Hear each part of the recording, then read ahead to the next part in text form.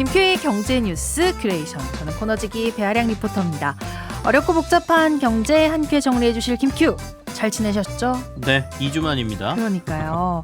아니 제가 달력을 보다가 네. 1월에 뵙는 게 마지막이더라고요. 그렇네요. 심지어 1월의 마지막 날. 오늘이 1월의 마지막 날이네요. 네, 이제 2월인데 네. 해 바뀌고 정신없이 간 것 같은데 왜 그런가 봤더니 경제 분야의 뉴스가 참 많았던 것 같아요. 정신 없습니다 요즘. 네. 진짜 또 바쁘실 것 같은데 그만큼 이슈가 많다는 거잖아요. 특히 이번 주에 좀 이야기해볼 주제. 네. 트럼프 대통령이 그전에 그린란드 이슈로 유럽의 관세 부과 압박하겠다 이렇게 했는데 이제 눈을 좀 우리 쪽으로 돌렸나 봐요. 아니 25% 관세 다시 부과한다고 막 압박을 하네요. 그렇습니다. 그러니까 약간 럭비공 같은 트럼프 대통령을 상대하는 게 좀 쉽지 않다라는 걸 다시 한번 생각하게 되는데 수면이 좀 이렇게 잠잠해지면 어김없이 큰 돌 하나를 확 던져가지고 다시 그 수면에 파장을 일으키는 이런 모습들을 좀 보여주는데 네. 그 돌덩이 하나가 연초에 우리나라 쪽에도 하나가 던져진 것 같습니다.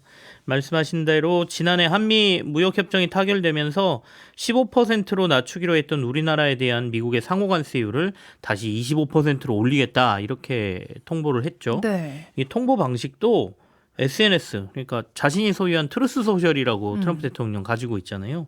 여기에다가 우리 아침 출근 시간대쯤 한 7시쯤 한국 시간으로 한 7시쯤 올렸어요. 이거 아마 네. 출근하면서 봐라 이런 것 같아요.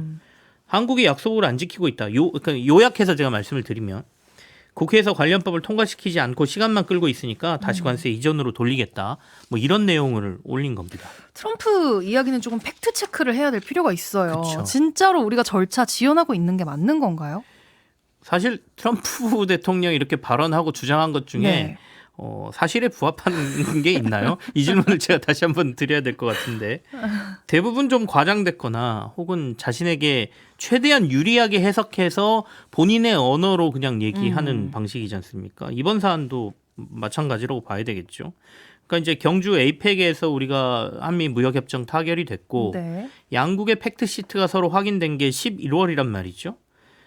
후속 작업이 시작된 게 그러니까 불과 2개월 정도밖에 안 됐으니까 이게 뭐 엄청 우리가 지연시켰다? 이것도 그렇게 얘기하기가 좀 쉽지 않은 상황인데 우리 방송에서도 다뤘으니까 기억하시겠지만 한미 무역협정이 타결된 이후에 대규모 대미 투자와 관련돼서 이제 우리나라도 법적 근거를 마련해야 되기 때문에 이게 이제 국회, 정부 뭐 여기서 이제 여러 가지 의견들이 오가고 있었죠. 야당은 이제 무역협정 자체가 국회 비준 사항이라고 주장을 했고요. 그러니까 이게 워낙 투자 규모가 크니까 비준해야 돼. 물론 약간의 정치적인 목적도 여기는 있습니다. 정부 여당이랑 정부의 자신들의 존재감을 나타내기 위한 것도 분명히 존재하죠. 그렇지만 정부와 여당은 그렇게 해버리면 비준하면 모든 사안이 다 법적인 효력을 발생하게 되거든요. 그럼 트럼프 이렇게 변덕을 부리는데 나중에 어떤 일이 있을 줄 알고 우리가 이걸 전부 법적인 사안으로 다 만드니 그러니 대미 투자와 관련된 특별법만 만들어서 특별법으로 통과하자라는 게 이제 정부와 여당의 입장이지 않습니까? 그러니까 이런 것들이 지금 얘기되고 진행되는 과정에 있는 거예요.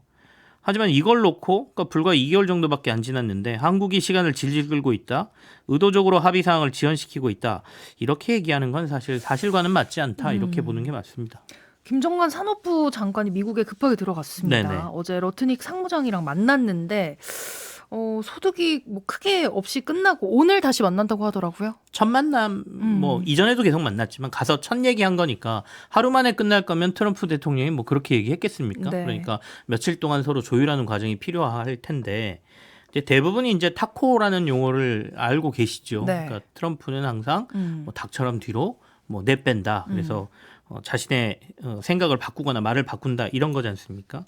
그래서 엄청난 압박을 가하고 있지만 실제로 자신이 원하는 뭔가가 달성되면 바로 다시 되돌아간다. 그러니까 이번에도 타코가 아니겠느냐 이렇게들 보고는 있는데 심지어 요즘 타코가 아니라 튜나라고 부르기도 튜나? 해요. 네, 이거 참치 튜나인데 네네. 그러니까 그 앞에 이니셜을 따가지고 네. 요거 풀어보면 트럼프는 항상 말을 바꾼다 뭐 이런 말이거든요.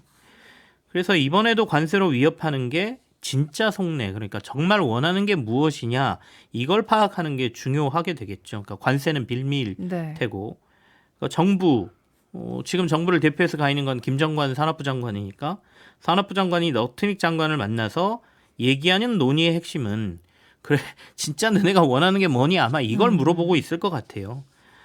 그리고 이제 외부적으로 보여줘야 되는 거는 상대가 지금 엄청나게 나 화났어라고 하는 거잖아요. 네. 그러니까 어이구 화나셨습니까?라고 해서 이제 뭔가 달래주는 모양새를 우리도 취해야 되니까 뭐 정부에서도 빠르게 처리하도록 국회와 논의를 하겠다라고 하면서 뭔가 액션도 취하고 그리고 그날 바로 산업부 장관이 미국으로 날아가고 이런 모양새를 취해주는 거죠. 그러지 않으면 화낸 사람이 반응도 없네 그리고 더 화낼 거잖아요. 그러니까 지금 그런 모양새들이 좀 보여지고 있다라고 봐야 되겠습니다. 저는 이쯤 되면 트럼프어를 좀 알고 싶어요. 이 트럼프에 어떤 속내가 있는지 궁금한데 네.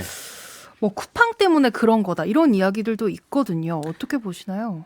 네, 뭐 쿠팡이 뭐라고 미국이 일개 쿠팡 때문에 국가를 상대로 관세를 운운했을까 뭐 이런 생각도 듭니다. 그러니까 물론 이제 미국 기업에 불이익을 주면 너네 이렇게 될 수도 있어라는 어떤 상징적인 차원에서 그렇게 했다라는 해석도 뭐 또는 주장을 할 수도 있겠습니다만 그렇게까지 확대 해석할 필요는 없을 것 같다라는 게 제 생각인데요. 네. 다만 이제 우리가 이건 생각할 수 있을 것 같아요. 그러니까 미국이 우리나라 정세 그리고 사회적인 이슈를 굉장히 세심하게 들여다보고 있고 여론이나 정부를 압박할 카드로 이걸 적극적으로 활용한다라는 거죠. 네. 그건 이제 분명해졌습니다. 그러니까 이거 하나 건드리면 내부에서 우리들끼리 더 싸우고 혼란스러워질 수 있다라는 걸 알고 있는 거예요. 그래서 여기다 쿠팡 이슈를 살짝 끌어넣어서 봐라 이런 것 때문에 이러는 거야. 정부 지금 뭐 하고 있는 거야. 뭐 이런 얘기까지 막 나오게 하는 거죠. 하지만 이제 미국이 이 관세를 운운한 진짜 이유를 들여다본다면 쿠팡보다 더 큰 게 있겠죠. 그러니까 이 더 중요한 건 지금 미국 내부 상황을 저희가 보는 건데요. 네. 한번 미국 내부 상황을 보자고요. 중간 선거가 다가오고 있지 않습니까? 네. 하지만 최근 이민 단속국의 총기 사용으로 사망자가 발생하는 등 미국의 여론이 지금 급격히 악화돼 있습니다. 그렇죠. 실제 여론조사에서 트럼프 대통령의 지지율도 확 떨어지고 있거든요. 네. 그러니까 내부의 이런 악화된 민심을 외부 이슈로 지금 돌려야 될 필요가 분명히 트럼프 행정부에는 있어요. 그래서 연초부터 이제 베네수엘라에 대한 공격도 있었고 그린란드 이슈를 띄워서 유럽과 격하게 대립하고 유럽의 관세 카드를 막 꺼냈다가 다시 가져오고 그러면서 뭐 골든돔부터 시작해서 광물권 이런 것들 우리가 이걸로 엄청나게 확보했어라고 막 자랑도 하고요. 실제는 또 그것도 아니거든요. 네. 유럽에서는 아니야 우리 그런 협의 한 적도 없어라고 하지만 본인은 얻었다고 막 정치적으로 계속 얘기하고 있지 않습니까? 그 다음이 이제 자신이 생각했을 때 가장 큰 치적을 트럼프 대통령은 관세라고 보고 있기 때문에 이 관세를 쥐고 흔들면 뭔가 얻을 수 있다라는 걸 또 보여주고 싶은데 대상이 이제 한국이 된 거라고 보여집니다. 더군다나 이제 곧 대법에서 상호관세와 관련해서 위법 판결이 나올 가능성이 미국 내에서 굉장히 많지 않습니까? 네. 그러니까 그 전에 할 수 있는 위협을 최대로 이걸로 하고 얻을 수 있는 게 있다면 빨리 얻고 아니라면 그 과정에서 뭔가 상대국이 미국에 보여주는 그런 자세들 있잖아요.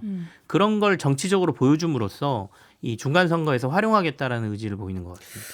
그러면 트럼프가 일단 한번 던져본 거고 네. 실제로는 관세가 25%로 가기 좀 힘들 것 같은데요. 이건 뭐 확정적으로 우리가 된다 안 된다 얘기하기는 힘들지만 네. 그간의 과정이나 앞서 우리가 타코 얘기도 하고 했습니다만 전형적인 타코의 모습을 띌 가능성이 높다 이렇게 보고는 있습니다. 그러니까 우리 내부를 흔들고 중간선거 전에 어쨌든 한국에서 대미 투자를 뭔가 하려는 액션 뭐 이런 것들이 좀 나오도록 지금 유도를 하고 있는 거잖아요. 네. 그러면 이제 선거에서 자랑할 것들이 좀 생기거든요. 트럼프 대통령이. 봐라. 한국이 이제 대미 투자 시작했어. 우리가 얼마를 했든 돈 한 푼도 안 갖다 줬다 하더라도 법 통과시키고 뭐 그러면 이제 시작한다는 거 아니겠습니까? 그러면 이제 투자로 약속한 금액 이런 거 얘기할 때 이거보다 더 크게 얘기할 수도 있어요. 막 더 크게 얘기하면서 한국이 이제 투자 시작했어. 곧 미국에 이만큼 돈 들어올 거야. 막 이렇게 얘기도 하고요. 아니면 그보다 더 많이 들어온다는 얘기를 할 수도 있을 것 같기도 한데 어쨌든 이건 정치적인 수사니까요. 그리고 이제 그렇게 얘기하겠죠. 봤지? 내가 얼마 전에 한국에 25% 관세 부과한다니까 쪼르르 달려와가지고 막 우리하고 하고 바로 투자한다고 하잖아. 막 이러면서 그런 얘기하면서 얘네들도 우리한테는 현금 인출기야 뭐 이런 얘기까지 할 수도 있습니다. 근데 이제 선거에서 이용하기 위한 하나의 전략이니까. 네. 그래서 이제 그럼 우리 정부 어떻게 해야 되느냐. 앞서 제가 이제 타코의 가능성이 좀 높다라고 했지 않습니까? 그러니까 이재명 정부가 처음부터 관세 협상할 때 견지했던 자세인데요. 상대에게 온 힘과 정성을 쓰는 모습을 보여주되 네. 우리만의 원칙을 얘기하면서 절차적으로 하는 게 맞다라고 보여지고요. 다만 이제 계속해서 너무 지체되는 모습을 또 보여주면 그게 또 공격의 포인트가 될 수 있으니까 현재 논의 중인 특별법 등의 속도를 좀 높여야 될 필요는 있겠죠. 그건 이제 국회하고 얘기해서 높이는 모습을 좀 보여주면 되고. 그래서 이런 과정을 보여주고 대미투자특별법도 사실은 여당이 강행하면 지금 바로 처리할 수 있는 상황이잖아요. 네. 워낙 의석수가 차이가 있기 때문에. 미국도 이 사정을 알고 있거든요. 그러니까 정부 입장에서도 상황 따라서는 여론이나 국익 차원을 보시고 판단해서 속도를 조금 높이는 것은 필요해 보인다라고 보여집니다. 트럼프 맞추기 쉽지가 않은데 우리는 오늘 부동산 이야기 잠깐 해볼게요. 네네. 정부가 부동산 공급 대책 내놨죠. 이거 어떻게 좀 평가하시나요? 총 6만 세대 공급안이 나왔습니다. 서울에 3만 2천 세대, 서울 주변 경기권에 2만 8천 세대 공급이거든요. 숫자는 그렇게 크진 않은데 눈에 띄는 거는 입지예요, 입지. 네. 특히 용산에 13,500세대, 서울시에서 좀 반대는 하고 있는데 서울에서도 굉장히 알짜인 곳 아니겠습니까? 그리고 이제 서울 주변으로 보면 과천도 사실상 서울 강남하고 인접해 있기 때문에 입지가 굉장히 좋다라고 보죠. 여기 이제 경마장 이전하고 방첩사 뭐 부지 뭐 이런 거 이용해 가지고 10,000 세대 정도를 공급한다라고 했거든요. 네. 그러니까 대규모 공급 대책은 아닌데 어쨌든 입지, 유유부지 등 정부가 활용할 수 있는 땅을 최대한 활용해서 입지가 굉장히 좋은 접근성이 용이한 곳으로 공급 대책을 내놨구나라는 점은 눈에 들어오고요. 그간은 일단 부동산 공급 대책이라고 하면 몇십만 가구 이상 뭐 신도시 하나를 만듭니다. 뭐 이런 것들이 주류였는데 네.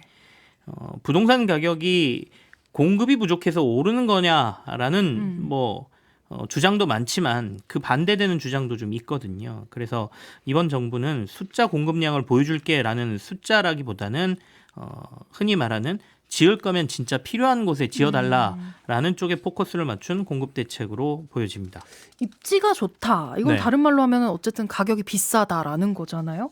용산 알짜배기 땅 여기 웬만한 아파트들 뭐 10억에서 20억 거의 20억 가까이 하거든요. 네. 근데 정부가 청년층 신혼부부 주거 안정을 위한 공급이다라고 했기 때문에 이게 좀 가능할까라는 의문이 들어요. 그러니까 조금은 앞뒤가 안 맞는 것 같기도 네. 하죠. 이렇게 요지에 아파트에서 청년하고 신혼부부에게 공급한다라고 하면 가격이 그렇게 높으면 접근할 수 있는 사람이 그렇죠. 있나라는 생각이 좀 들지 않습니까? 네.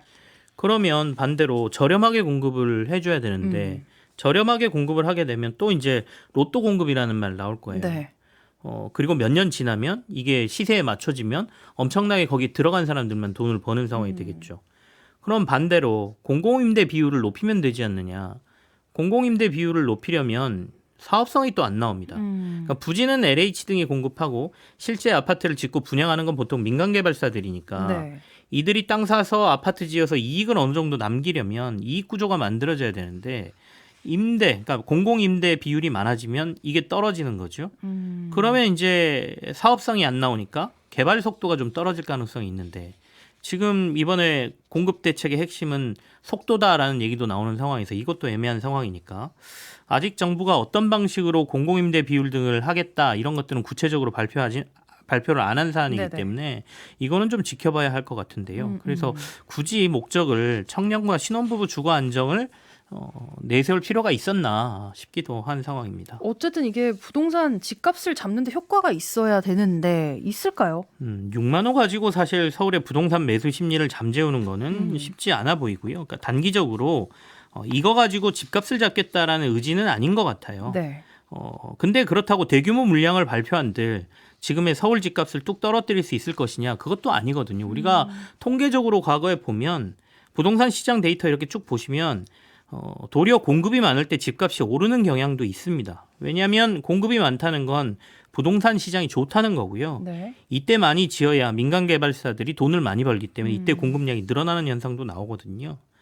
그래서 공급량을 많이 한다고 집값을 떨어뜨리는 것도 아니기 때문에 이번 정부의 입장은 아까도 말씀드린 필요한 곳에 넣겠다라는 거고 그간 발표됐던 정부의 공급 대책 중에 잘 안 되고 있는 것들의 속도감을 높이겠다라는 것도 있거든요. 네. 그 중에 하나가 이번에 이제 태릉에 짓겠다라고 한 것도 그 부분이기 때문에 거기에 포커스가 맞춰져 있고요. 진짜 승부는 지방선거 이후라고 봅니다. 지방선거 이후에 아마도 세금과 관련된 얘기가 좀 나올 것 같은데요. 지금 7월에 세제 개편 방안에 보유세하고 거래세를 포함한다라는 얘기가 나오지 않습니까? 계속해서 대통령도 이와 관련된 얘기를 하고 있고 시장의 자금이 부동산 시장에서 다른 곳으로 가게 유도하겠다라고 하고 있기 때문에 진정한 정부의 승부는 지방선거 이후에 부동산 쪽에서 나올 가능성이 높다 이렇게 보고 있습니다. 부동산 공급 대책 이야기까지 나눠봤습니다. 저는 다음 주에 다시 찾아올게요. 배아량 리포터와 함께했습니다. 고맙습니다. 네, 고맙습니다.